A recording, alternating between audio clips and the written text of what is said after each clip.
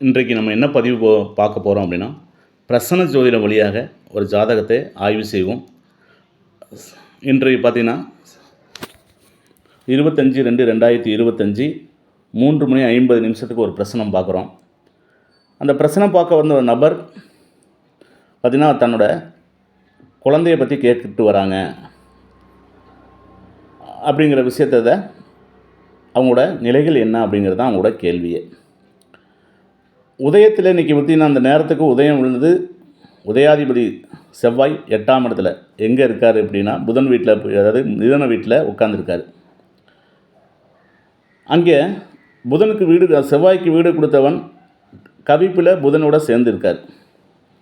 அப்போ இந்த பொண்ணு 5ங்கிறது காதல் மற்றும் அதில் இருக்கக்கூடிய காரகத்துவங்களும் நமக்கு நிறைய தெரியணும். ஆனால் வயது கேட்கும்போது 23 வயது அந்த பொண்ணுக்கு பார்த்திங்கன்னா, அப்போ 8ஆம் இடங்கிறது ஒரு விரயசம், தேவையில்லாமல் பிரச்சனை, வம்பு வழக்குகள் இருக்கீங்க அப்படின்னு சொன்னேன். அந்த 5ல் கவிப்பு இருக்கார். அப்போ புதன் அங்கே சிக்கியிருக்கார். ராகு கூட சேர்ந்துருக்கார். உள்ளுக்கட்டத்தில் பார்த்திங்கன்னா ராகு இருப்பார். அப்போ காதல் சம்மந்தப்பட்ட விஷயங்கள்லாம் அந்நியரோட தலையீடு. அப்போ நெருங்கிய உறவுலையா வெளியிலையா அப்படிங்கும்போது வெளியிடம் அப்படின்னு தான் புதன் அந்த கவிப்பை சுட்டி காட்டுறது. 6 இடத்துலையும் பார்த்திங்கன்னா சனி இருப்பார்.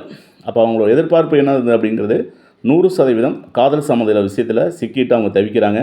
அதை விட்டு மீண்டு வருவாங்களா அப்படிங்கிறது தான் அவங்களோட கேள்வி. அதுலேருந்து மீண்டு வரதுக்கான உதயாதிபதி 8ல், 6டாதிபதியிலே சனி. அங்கே பார்த்திங்கன்னா அங்கே சனி வீட்டில் கும்பத்தில் இருக்கும். அதுமாதிரி கவித்துக்கு புதனோட ராகுவோட இதில் பிடியில் இருக்கார். அப்போ நம்ம பாம்பு கிரகமே அங்கே பார்க்குது. அப்போ கடுமையான பாதிப்பில் தான் இருக்காங்க அப்படின்னு சொல்லி அவங்களுக்கு சொல்கிறோம். இது எல்லாமே நம்ம பிரசன்ன ஜோதிட வழியாக எளிய முறையில் அவங்களுக்கு என்ன பிரச்சனையில் சிக்கியிருக்காங்க, அவங்களுக்கு எப்படி தீர்வு காண்பது என்பதை மிக தெளிவாக எனக்கு விளக்கம் அளித்த ஈரோடு கோபி ஐயா அவர்களுக்கு இந்த தருணத்தில் நன்றியும் வாழ்த்துக்களையும் தெரிவித்துக் கொள்கிறேன். நன்றி, வணக்கம், வாழ்க வளமுடன், வாழ்க பிரபஞ்சம்.